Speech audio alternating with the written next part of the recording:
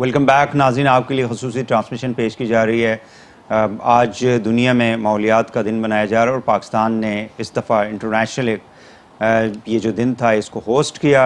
ज़ाहिर है कि पाकिस्तान के लिए, पाकिस्तानी अवाम के लिए एक बड़ी बात है, लेकिन हमने आगे कैसे चलना है, मुस्तकबिल में हमने अपने माहौल को कैसे बेहतर बनाना है, this is what we are discussing here today.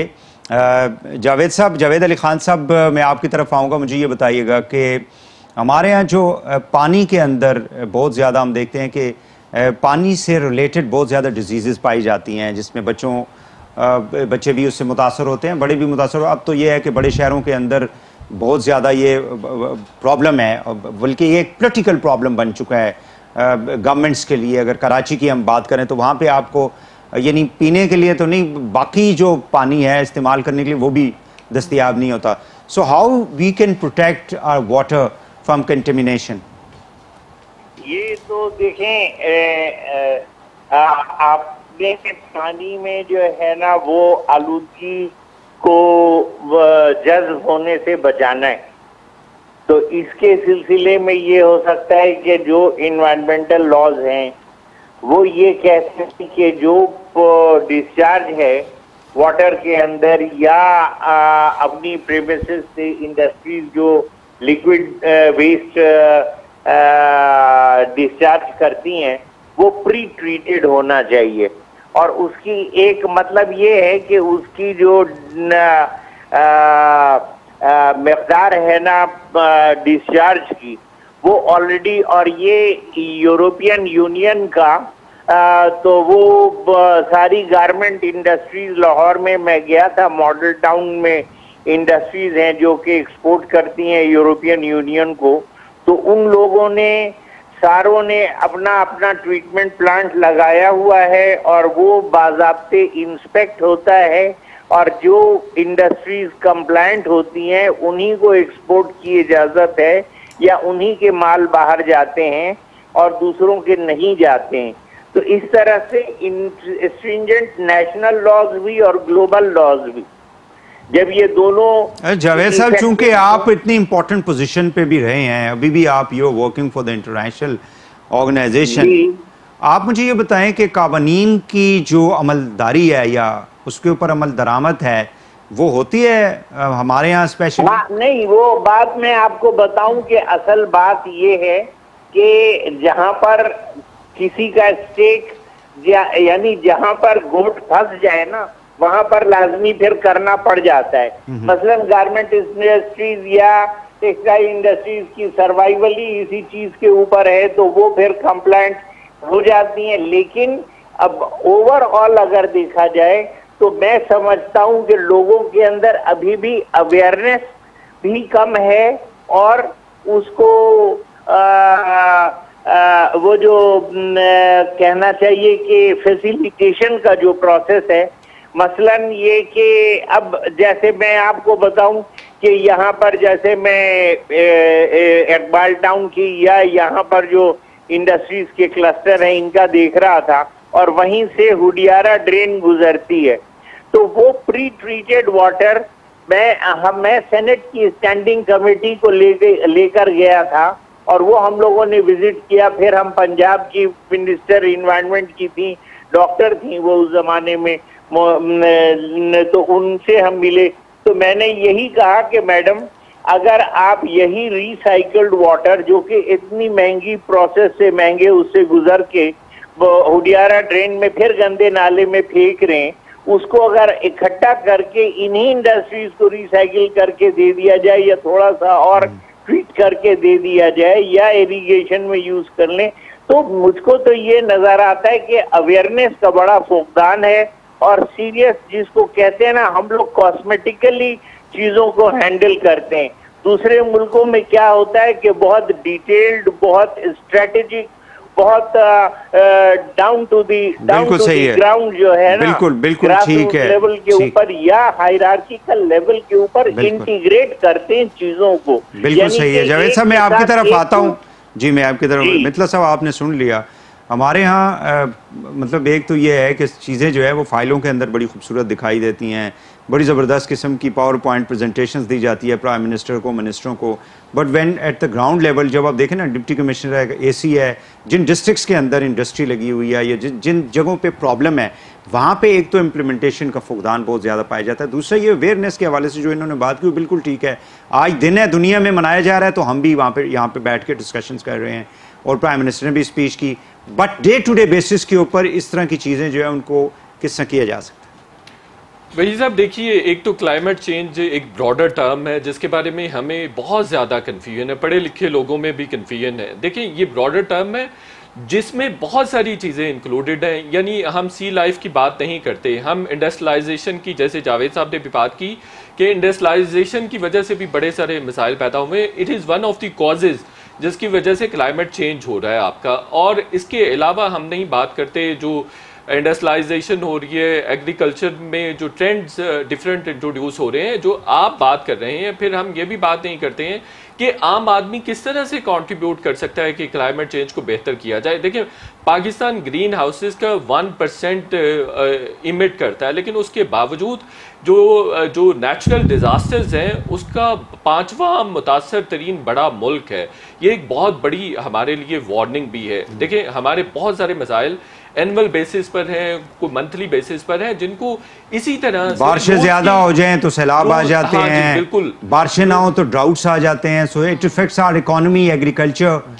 जी बिल्कुल ऐसा ही। सैलाब की वजह से हमें 10 से 12 बिलियन डॉलर्स का एनुअली नुकसान होता है, और इसका इस तरह से भी गेज किया जा रहा है कि अगले 5-10 सालों में ये हमारा जो लॉस है एनुअल डिफरेंट नेचुरल डिजास्टर्स की वजह से वो 25 बिलियन डॉलर्स तक चला जाएगा। अब देखें कि अभी भी हमने ग्रीन हाउसेज के अखराज को कम करने के लिए इंटरनेशनल फोरम्स पर कमिट किया है, हालांकि हमसे सबसे कम कर रहे हैं, लेकिन उसके लिए हमें 40 बिलियन डॉलर्स चाहिए। इतनी बड़ी अमाउंट हमें नहीं मिल सकती, और 7 से 10 बिलियन डॉलर्स अगर हमने अपने एनवायरनमेंट को बेहतर करना है, क्लाइमेट चेंज के लिए बेहतर इनिशिएटिव्स इंट्रोड्यूस करवाने हैं, तो 7 से 10 बिलियन डॉलर्स हमें एनुअली रिक्वायर्ड होंगे। आम आदमी को एजुकेट करने की ज़रूरत है, आम आदमी को शाउट देने की ज़रूरत है। यही बात मैं अभी कुछ देर पहले सोच भी रहा था, ब्रेक में भी हम बात कर रहे थे कि हम क्यों नहीं बताते हैं कि टिश्यू का ज्यादा इस्तेमाल जो है ये भी क्लाइमेट चेंज को ट्रिगर करता है। सही है, जैसे गवर्नमेंट ने अब देखें प्लास्टिक बैग्स के ऊपर बैन लगाया, उसके ऊपर इम्प्लीमेंट भी करने की कोशिश की। जी हाँ, एक अगर लाइन में कह सकूं, जी देखिए पॉलीथीन बैग भी क्लाइमेट चेंज को ट्रिगर करते हैं। It is also one of the causes. आप देखें कि इस्लामाबाद में ये डिसाइड हुआ कि पॉलीथीन के बैग्स इस्तेमाल नहीं होंगे, लेकिन उसके बाद हमने देखा कि 2-3 महीनों तक सख्ती हुई, इम्प्लीमेंटेशन हुई, और फिर आप देखें डिस्ट्रिक्ट मैनेजमेंट का कोई रोल नहीं था, और अब से फिर दोबारा से शुरू हो गए पॉलीथीन के बैग्स।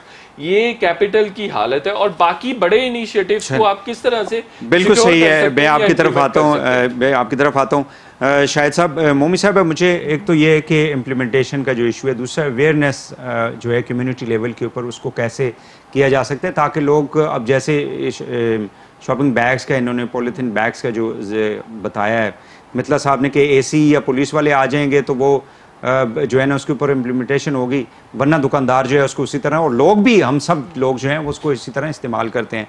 दूसरा, एक तरफ गवर्नमेंट जो है वो कह रही है जी कि हमने ग्रीन पाकिस्तान बनाना है, दूसरी तरफ इस्लामाबाद जो कि दुनिया में कहा जाता है कि सबसे खूबसूरत कैपिटल था, यहाँ की ग्रीनरी की वजह से बहुत ज़्यादा इसको किया जाता था, लाइक किया जाता था। अब आप देख लें कि डिफॉरेस्टेशन इस तरह से हो रही है कि सड़कें बन रही हैं ग्रीन बेल्ट्स के ऊपर, आपके बड़ी बड़ी जो है ना वो बिल्डिंग्स बन रही हैं, हाउसिंग सोसाइटियों ने पूरे एग्रीकल्चर लैंड को जिसने से ऑक्यूपाई कर लिया है, वहाँ पे जो कुछ हो रहा है। सो एक तरफ हम देख रहे हैं कि एफर्ट्स हैं माहौलियात को बेहतर करना है, दूसरी तरफ जो है आप जो एग्जिस्टिंग हमारे पास जो रिसोर्सेज हैं उनको आप डिस्ट्रॉय कर रहे हैं। बिलाशुबा आपने बड़ी इम्पॉर्टेंट इशू की तरफ जो है वो निशानदेही की है, और मैं पहले एजुकेशन के बारे में बात करूँ, अवेयरनेस के बारे में।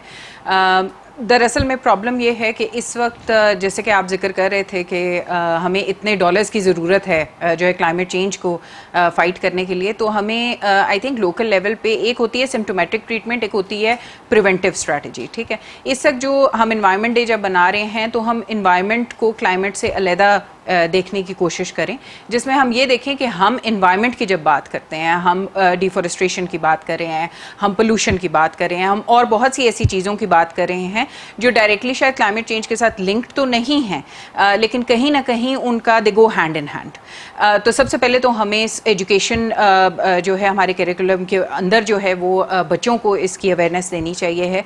फिर आपको यूनिवर्सिटी लेवल पे जो है वो यूथ को इन्वॉल्व करना चाहिए है। मैंने पहले भी जिक्र किया, वी हैव 64% यंग पीपल जो कि 10 और से 35 के दरमियान हैं।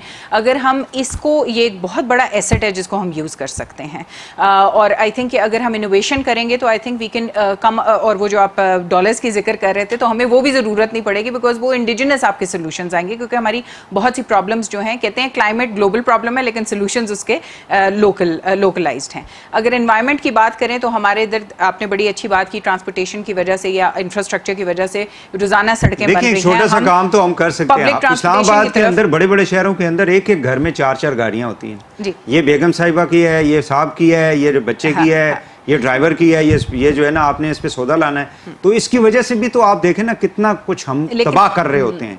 लेकिन कोई गवर्नमेंट की तरफ से ये नहीं है कि 1 फैमिली 1 कार का जो है पॉलिसी आप अपनाएं कि ये रोडों के ऊपर जो रश होती है बिजी आवर्स के अंदर, उसको भी रोका जा सके। देखिए 1 कार 1 फैमिली के बजाय अगर पब्लिक ट्रांसपोर्ट डिसेंट दे दी जाए, मेट्रो बनी, वो तो बहुत लोगों ने उसको यूज किया, लेकिन अगर पब्लिक ट्रांसपोर्टेशन, देखें हम जहां इन्वेस्ट कर रहे हैं सड़कों के ऊपर, वही हमारे पैसा, अगर हम पब्लिक ट्रांसपोर्टेशन, हमारा मास्टर प्लान नहीं है इस्लामाबाद का पब्लिक ट्रांसपोर्टेशन का, दिस इज नॉट समथिंग जो हम सिर्फ उसको ठीक है शेल्फ कर दें, इसके ऊपर सीरियसली सोचने की जरूरत है, क्योंकि आपने बिल्कुल सही कहा, Islamabad is the plant city, और ये कुछ अरसे से जो इसके साथ होता जा रहा है। कराची के अंदर मैं अभी ब्रेक लेनी है, मैंने कराची में लोग जाते हैं 9 बजे, जिनकी जॉब है वो 6 बजे घर से निकलते हैं, और जब 6 बजे फारग होते हैं तो रात को जो है ना वो 10 बजे घर पहुंचते हैं।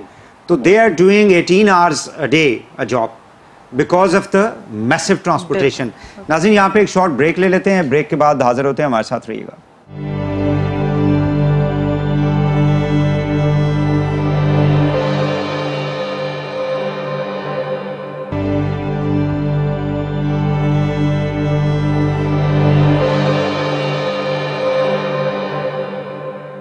वेलकम बैक नाज़रीन, आपके लिए ख़ुसूसी ट्रांसमिशन पेश की जा रही है। आज दुनिया में माहौलियात का दिन मनाया जा रहा है और पाकिस्तान ने इस दफ़ा इंटरनेशनल ये जो दिन था इसको होस्ट किया। ज़ाहिर है कि पाकिस्तान के लिए, पाकिस्तानी अवाम के लिए एक बड़ी बात है, लेकिन हमने आगे कैसे चलना है, मुस्तकबिल में हमने अपने माहौल को कैसे बेहतर बनाना है, this is what we are discussing here today. Javed साहब, जावेद अली ख़ान साहब, मैं आपकी तरफ आऊँगा। मुझे ये बताइएगा कि हमारे यहाँ जो पानी के अंदर बहुत ज़्यादा हम देखते हैं कि पानी से रिलेटेड बहुत ज़्यादा डिजीज़ पाई जाती हैं, जिसमें बच्चे भी उससे मुतासर होते हैं, बड़े भी मुतासर हो। अब तो ये है कि बड़े शहरों के अंदर बहुत ज़्यादा ये प्रॉब्लम है, बल्कि ये एक पोलिटिकल प्रॉब्लम बन चुका है गवर्नमेंट्स के लिए। अगर कराची की हम बात करें तो वहाँ पे आपको यानी पीने के लिए तो नहीं, बाकी जो पानी है इस्तेमाल करने के लिए वो भी दस्तयाब नहीं होता। So how we can protect our water from contamination? ये तो देखें, आपने पानी में जो है ना वो आलूदगी को जज्ब होने से बचाना है। तो इसके सिलसिले में ये हो सकता है कि जो इन्वायरमेंटल लॉज हैं वो ये कहते हैं कि जो डिस्चार्ज है वाटर के अंदर या अपनी प्रेमिसेस से इंडस्ट्रीज जो लिक्विड वेस्ट डिस्चार्ज करती हैं वो प्री ट्रीटेड होना चाहिए। और उसकी एक मतलब ये है कि उसकी जो मकदार है ना डिस्चार्ज की वो ऑलरेडी, और ये यूरोपियन यूनियन का तो वो सारी गारमेंट इंडस्ट्रीज, लाहौर में मैं गया था, मॉडल टाउन में इंडस्ट्रीज हैं जो कि एक्सपोर्ट करती हैं यूरोपियन यूनियन को। तो उन लोगों ने सारों ने अपना अपना ट्रीटमेंट प्लांट लगाया हुआ है और वो बाज़ाब्ते इंस्पेक्ट होता है, और जो इंडस्ट्रीज कंप्लायंट होती हैं उन्हीं को एक्सपोर्ट की इजाज़त है या उन्हीं के माल बाहर जाते हैं और दूसरों के नहीं जाते हैं। तो इस तरह से स्ट्रिंजेंट नेशनल लॉज भी और ग्लोबल लॉज भी, जब ये दोनों। जावेद साहब, चूंकि आप इतनी इंपॉर्टेंट पोजीशन पे भी रहे हैं, अभी भी आप you working for the international organization, आप मुझे ये बताएं कि कानून की जो अमलदारी है या उसके ऊपर अमल दरामद है वो होती है हमारे यहाँ स्पेशल? नहीं, वो बात मैं आपको बताऊं कि असल बात ये है कि जहां पर किसी का स्टेक यानी जहां पर गोट फंस जाए ना, वहां पर लाजमी फिर करना पड़ जाता है। मसलन गारमेंट इंडस्ट्रीज या टेक्सटाइल इंडस्ट्रीज की सर्वाइवल ही इसी चीज के ऊपर है, तो वो फिर कंप्लायंट हो जाती हैं। लेकिन अब ओवरऑल अगर देखा जाए तो मैं समझता हूं कि लोगों के अंदर अभी भी अवेयरनेस भी कम है, और उसको वो जो कहना चाहिए कि फैसिलिटेशन का जो प्रोसेस है, मसलन ये कि अब जैसे मैं आपको बताऊं कि यहाँ पर जैसे मैं इकबाल टाउन की या यहाँ पर जो इंडस्ट्रीज के क्लस्टर हैं इनका देख रहा था, और वहीं से हुडियारा ड्रेन गुजरती है, तो वो प्री ट्रीटेड वाटर मैं सेनेट की स्टैंडिंग कमेटी को लेकर गया था, और वो हम लोगों ने विजिट किया। फिर हम पंजाब की मिनिस्टर इन्वायरमेंट की थी, डॉक्टर थी वो उस जमाने में, तो उनसे हम मिले। तो मैंने यही कहा कि मैडम, अगर आप यही रिसाइकल्ड वाटर जो कि इतनी महंगी प्रोसेस से महंगे उससे गुजर के हुडियारा ड्रेन में फिर गंदे नाले में फेंक रहे हैं, उसको अगर इकट्ठा करके इन्हीं इंडस्ट्रीज को रिसाइकिल करके दे दिया जाए या थोड़ा सा और ट्रीट करके दे दिया जाए या इरिगेशन में यूज कर लें, तो मुझको तो ये नजर आता है कि अवेयरनेस का बड़ा फुकदान है। और सीरियस जिसको कहते हैं ना, हम लोग कॉस्मेटिकली चीजों को हैंडल करते हैं। दूसरे मुल्कों में क्या होता है कि बहुत डिटेल्ड, बहुत स्ट्रेटेजिक, बहुत डाउन टू दी ग्राउंड जो है ना, बिल्कुल ठीक है, लेवल के ऊपर या हायरार्किकल लेवल के ऊपर इंटीग्रेट करते हैं चीजों को। बिल्कुल सही है। जावेद साहब, मैं आपकी तरफ आता हूँ। जी, मैं आपकी तरफ। मितला साहब, आपने सुन लिया। हमारे यहाँ मतलब एक तो ये है कि चीज़ें जो है वो फाइलों के अंदर बड़ी खूबसूरत दिखाई देती हैं, बड़ी ज़बरदस्त किस्म की पावर पॉइंट प्रेजेंटेशंस दी जाती है प्राइम मिनिस्टर को, मिनिस्टरों को, but when at the ground level जब आप देखें ना, डिप्टी कमिश्नर है, एसी है, जिन डिस्ट्रिक्ट्स के अंदर इंडस्ट्री लगी हुई है या जिन जगहों पे प्रॉब्लम है, वहाँ पे एक तो इम्प्लीमेंटेशन का फुकदान बहुत ज़्यादा पाया जाता है। दूसरा ये अवेयरनेस के हवाले से जो इन्होंने बात की, बिल्कुल ठीक है। आज दिन है, दुनिया में मनाया जा रहा है, तो हम भी यहाँ पे बैठ के डिस्कशंस कर रहे हैं, और प्राइम मिनिस्टर ने भी स्पीच की, but day to day basis के ऊपर इस तरह की चीज़ें जो है उनको किस तरह किया जा सकता है? वही साहब, देखिए, एक तो क्लाइमेट चेंज एक ब्रॉडर टर्म है जिसके बारे में हमें बहुत ज़्यादा कन्फ्यूजन है, पढ़े लिखे लोगों में भी कन्फ्यूजन है। देखिए, ये ब्रॉडर टर्म है जिसमें बहुत सारी चीज़ें इंक्लूडेड हैं। यानी हम सी लाइफ की बात नहीं करते, हम इंडस्ट्रियलाइजेशन की, जैसे जावेद साहब ने भी बात की कि इंडस्ट्रियलाइजेशन की वजह से भी बड़े सारे मसाइल पैदा हुए। It is one of the causes जिसकी वजह से क्लाइमेट चेंज हो रहा है आपका। और इसके अलावा हम नहीं बात करते जो इंडस्ट्रियलाइजेशन हो रही है, एग्रीकल्चर में जो ट्रेंड्स डिफरेंट इंट्रोड्यूस हो रहे हैं जो आप बात कर रहे हैं, फिर हम ये भी बात नहीं करते हैं कि आम आदमी किस तरह से कंट्रीब्यूट कर सकता है कि क्लाइमेट चेंज को बेहतर किया जाए। देखिए, पाकिस्तान ग्रीन हाउसेस का 1% इमिट करता है, लेकिन उसके बावजूद जो नेचुरल डिजास्टर्स हैं उसका 5वां मुतासर तरीन बड़ा मुल्क है। ये एक बहुत बड़ी हमारे लिए वार्निंग भी है। देखिए, हमारे बहुत सारे मसाइल एनुअल बेसिस पर हैं, कोई मंथली बेसिस पर हैं, जिनको इसी तरह बारिशें ज्यादा हो जाएं तो सैलाब आ जाते हैं, बिल्कुल बारिशें ना हो तो ड्राउट्स आ जाते हैं, so it affects our economy, agriculture. जी बिल्कुल ऐसा ही। सैलाब की वजह से हमें 10 से 12 बिलियन डॉलर्स का एनुअली नुकसान होता है, और इसका इस तरह से भी गेज किया जा रहा है कि अगले 5-10 सालों में ये हमारा जो लॉस है एनुअल डिफरेंट नेचुरल डिजास्टर्स की वजह से वो 25 बिलियन डॉलर्स तक चला जाएगा। अब देखें कि अभी भी हमने ग्रीन हाउसेज के अखराज को कम करने के लिए इंटरनेशनल फोरम्स पर कमिट किया है, हालांकि हमसे सबसे कम कर रहे हैं, लेकिन उसके लिए हमें 40 बिलियन डॉलर्स चाहिए। इतनी बड़ी अमाउंट हमें नहीं मिल सकती, और 7 से 10 बिलियन डॉलर्स अगर हमने अपने एनवायरनमेंट को बेहतर करना है, क्लाइमेट चेंज के लिए बेहतर इनिशिएटिव्स इंट्रोड्यूस करवाने हैं, तो 7 से 10 बिलियन डॉलर्स हमें एनुअली रिक्वायर्ड होंगे। आम आदमी को एजुकेट करने की ज़रूरत है, आम आदमी को शाउर देने की ज़रूरत है। यही बात मैं अभी कुछ देर पहले सोच भी रहा था, ब्रेक में भी हम बात कर रहे थे कि हम क्यों नहीं बताते हैं कि टिश्यू का ज्यादा इस्तेमाल जो है ये भी क्लाइमेट चेंज को ट्रिगर करता है। सही है, जैसे गवर्नमेंट ने अब देखें प्लास्टिक बैग्स के ऊपर बैन लगाया, उसके ऊपर इम्प्लीमेंट भी करने की कोशिश की। जी हाँ, एक अगर लाइन में कह सकूं, जी जी देखें पॉलीथीन बैग भी क्लाइमेट चेंज को ट्रिगर करते हैं। It is also one of the causes. आप देखें कि इस्लामाबाद में ये डिसाइड हुआ कि पॉलीथीन के बैग्स इस्तेमाल नहीं होंगे, लेकिन उसके बाद हमने देखा कि 2-3 महीनों तक सख्ती हुई, इम्प्लीमेंटेशन हुई, और फिर आप देखें डिस्ट्रिक्ट मैनेजमेंट का कोई रोल नहीं था, और अब से फिर दोबारा से शुरू हो गए पॉलीथीन के बैग्स।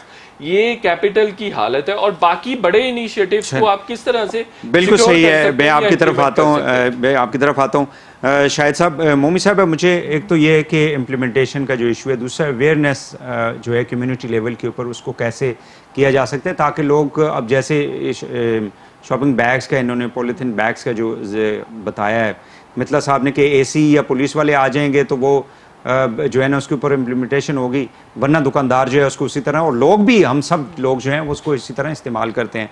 दूसरा, एक तरफ गवर्नमेंट जो है वो कह रही है जी कि हमने ग्रीन पाकिस्तान बनाना है, दूसरी तरफ इस्लामाबाद जो कि दुनिया में कहा जाता है कि सबसे खूबसूरत कैपिटल था, यहाँ की ग्रीनरी की वजह से बहुत ज़्यादा इसको किया जाता था, लाइक किया जाता था। अब आप देख लें कि डिफॉरेस्टेशन इस तरह से हो रही है कि सड़कें बन रही हैं ग्रीन बेल्ट्स के ऊपर, आपके बड़ी बड़ी जो है ना वो बिल्डिंग्स बन रही हैं, हाउसिंग सोसाइटियों ने पूरे एग्रीकल्चर लैंड को जिस तरह से ऑक्यूपाई कर लिया है, वहाँ पे जो कुछ हो रहा है। सो एक तरफ हम देख रहे हैं कि एफर्ट्स हैं माहौलियात को बेहतर करना है, दूसरी तरफ जो है आप जो एग्जिस्टिंग हमारे पास जो रिसोर्सेज हैं उनको आप डिस्ट्रॉय कर रहे हैं। बिलाशुबा आपने बड़ी इम्पॉर्टेंट इशू की तरफ जो है वो निशानदेही की है, और मैं पहले एजुकेशन के बारे में बात करूँ, अवेयरनेस के बारे में।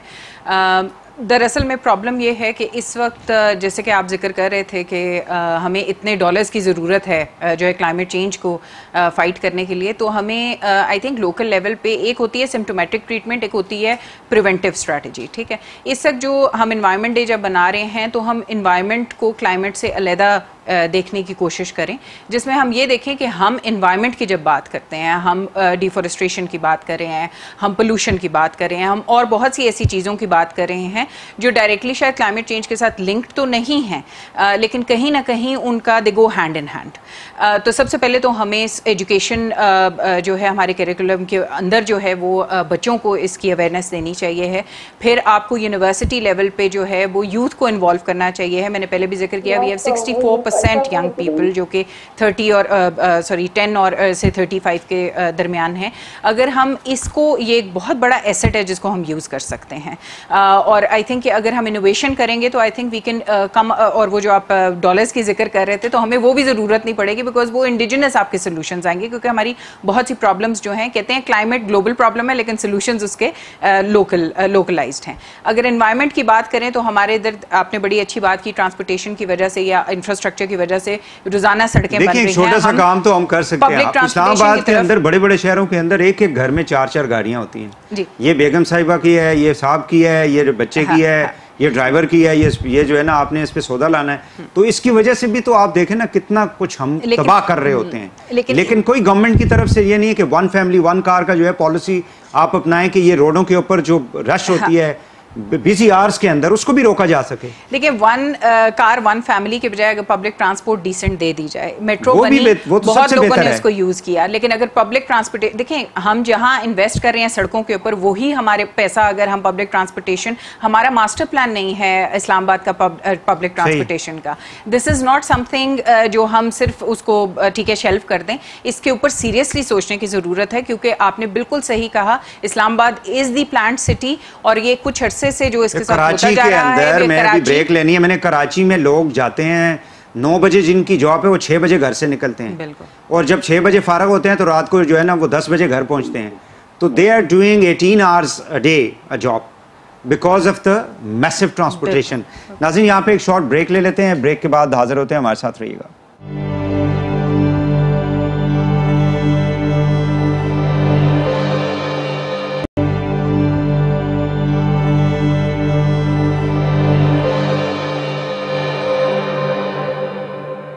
वेलकम बैक नाज़रीन, खसूसी ट्रांसमिशन आपके लिए पेश की जा रही है। आज दुनिया में माहौलियात का दिन मनाया जा रहा है और इस हवाले से ये खसूसी ट्रांसमिशन आपके लिए पेश की जा रही है। हमारे साथ मौजूद हैं मलिक अमीन असलम साहब, एडवाइज़र हैं प्राइम मिनिस्टर के ऑन क्लाइमेट चेंज। बहुत शुक्रिया मलिक साहब, आपने हमें टाइम दिया। पहले तो आपको भी मुबारकबाद कि पाकिस्तान ने रिप्रेजेंट किया पूरी दुनिया को आज इस इम्पॉर्टेंट डे के ऊपर। मुझे ये बताइएगा कि जो आप लोगों ने अहदाफ रखे हैं 10 बिलियन ट्रीज़ लगाने के, किस तरह से इनको पूरा किया जा सकता है?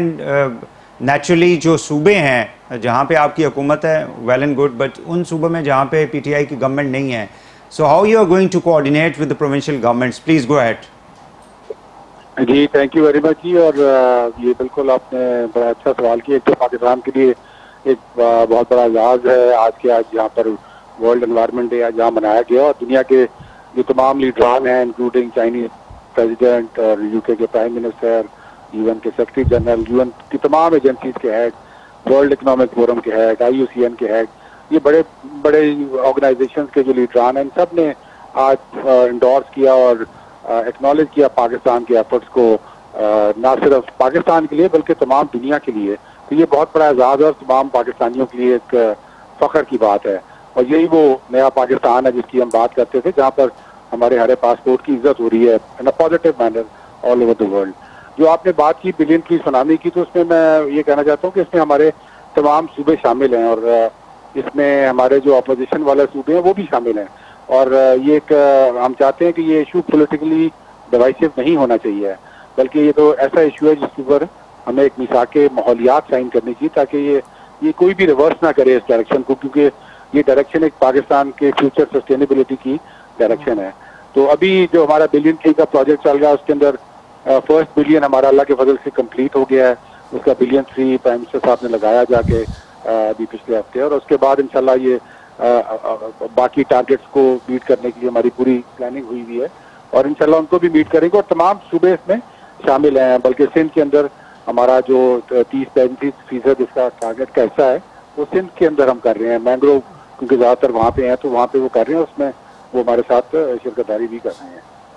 अच्छा अमीन असलम साहब, चलें, एक चीज़ मेरे जहन में अभी आई है, बाद में शायद I mean while I am asking you the questions जहन से न निकल जाए। अभी हम डिस्कशन में भी यही बात कर रहे थे कि एक तरफ गवर्नमेंट जो है वो मैसिव लेवल के ऊपर इस पाकिस्तान को ग्रीन करना चाहती है। आप लोग 10 billion is a very huge number, ये बहुत एक एम्बिशियस किस्म का नंबर है। दूसरी तरफ हमारा इस्लामाबाद इतना खूबसूरत शहर है और पूरी दुनिया में इसकी तारीफ़ की जाती रही है। यहाँ पे जितना भी ग्रीन बेल्ट्स था, या तो उनको हमने सड़कों में तब्दील कर दिया और करे जा रहे हैं, या हम इसको यहाँ पे बिल्डिंग्स बनाने की बातें हो रही हैं। और वैसे भी पाकिस्तान के अंदर जो हाउसिंग सोसाइटीज़ हैं उसका तो मशरूम ग्रोथ है, उसमें तो कोई कंट्रोल ही नहीं है, रोज़ाना आए दिन एक नया केस होता है। इस्लामाबाद की सतह के ऊपर चूंकि फेडरल गवर्नमेंट यहाँ पे, आप लोग यहाँ बैठे हुए हैं, डू यू थिंक कि इस तरह से ये जो हम यहाँ पे ये ग्रीन बेल्ट्स को ख़त्म किए जा रहे हैं, दरख्तों को कटवा रहे हैं, ये आपकी जो सोच है, प्राइम मिनिस्टर की जो एम्बिशंस है, उसको आप किस तरह से मतलब हासिल कर पाएंगे इस सूरत हाल में? देखिए, आपने ये बड़ी अच्छी बात की है कि ये एक कॉन्स्टेंट स्ट्रगल है, स्पेशली अर्बन एरिया के अंदर तो बहुत बड़ी स्ट्रगल है, क्योंकि ये यहाँ पे लैंड माफियाज हैं और उनके अरबों खरबों रुपए के इंटरेस्ट इन्वॉल्व होते हैं, और आप दूसरा लड़े होते हैं देर-ए-ज़बान दरख्तों के लिए, और वो एक पर्सनल कमिटमेंट के साथ आप उनके खिलाफ कर रहे होते हैं स्टैंड। तो ये एक अनइक्वल स्टैंड होता है जब ये रियलिटी में आता है, लेकिन इसमें हमारी जो पॉलिटिकल कमिटमेंट है वो बहुत स्ट्रॉन्ग है इस वक्त, और जीरो टॉलरेंस है, और प्राइम मिनिस्टर साहब की इसमें 100% कमिटमेंट है। बल्कि जो आपने बात की, ये डिस्कस हुई पिछले हाउसिंग की एक कमेटी बनी हुई है, I am also part of it, तो उसमें PM साहब चेयर करते हैं उसको। उसके अंदर ये चीज़ बड़ी डिटेल डिस्कशन हुई इसी चीज़ पे कि जो हमारा अर्बन स्क्रॉल है और जिस तरह हाउसिंग सोसाइटी हमारी एग्रीकल्चर लैंड को खाई जा रही है, इनको we have to stop it, क्योंकि ये तो हमारा फूड सिक्योरिटी के लिए बहुत बड़ा रिस्क है, in addition to the environment also. तो वो उस पर फिर एक डिसीजन हुआ है उसके अंदर के एटलीस्ट KP में, पंजाब में इमीडिएट एक बैन लगाया जाए इसका, जब तक कि मास्टर प्लान ना बन जाए, और वो मास्टर प्लान भी बन रहे हैं। What about capital जी? What about Islamabad where we are sitting? Capital के अंदर भी बिल्कुल ये किया जा रहा है कि जो ग्रीन एरियाज हैं उनको हम मैप करके आइडेंटिफाई कर रहे हैं, और हम ऑलरेडी नहीं, लेकिन प्राइम मिनिस्टर साहब ने, आपको याद होगा, विजिट किया था कुछ माह पहले, और ब्लू एरिया की कुछ जगह जहाँ पे ग्राउंड्स थी, मुझे अभी भी पता है कि बच्चे वहाँ पे क्रिकेट खेल रहे होते हैं और ग्रीन एरिया है, वहाँ पे दरख्त हैं, वहाँ पे बड़ी बड़ी बिल्डिंग्स जो हैं बनाने की प्लानिंग है गवर्नमेंट की to generate money. So I think it would be a great challenge for you as a minister. नहीं, वो जो आप जिस जगह की आप बात कर रहे हैं ना, वो planned and master plan of Islamabad as a commercial area. वो अभी ग्रीन जरूर है कि वहाँ पे बिल्डिंग नहीं बनी हुई, लेकिन उसकी प्लानिंग के अंदर वो जगह एयर मार्क थी कि यहाँ पे हाई राइज बिल्डिंग बनेगी. और वो इस पहले वालों ने अगर प्लानिंग गलत की आप दुरुस्त कर दें उसको. नहीं, हमारे तो इसमें जो ग्रीन एरिया एयर मार्क है इस्लामाबाद में, वो जो नॉर्मल सिटीज के परसेंटेज होती है ग्रीन एरिया की, उससे ज्यादा है. हमारा सिर्फ इशू ये कि उन ग्रीन एरियाज में भी कई जगह पे एनक्रोचमेंट हुई है. जैसे आपने पीछे देखा, ये कुछ हाई कोर्ट के कभी ऑर्डर आया इस चीज पे, जहाँ पर कुछ लॉयर्स के ऑफिस बने हुए थे, उनको इस गवर्नमेंट ने. मलिक साहब, आखिरी क्वेश्चन करूंगा. आप चूंकि आप लोगों की जो प्लानिंग है या पॉलिसी है वो काफी मैसिव है, बड़ी है, बजट का बता देंगे क्या? मतलब किस तरह से फाइनेंस मिनिस्ट्री को आप की मिनिस्ट्री कन्विंस करेगी जो आपको चाहिए रिसोर्सेज?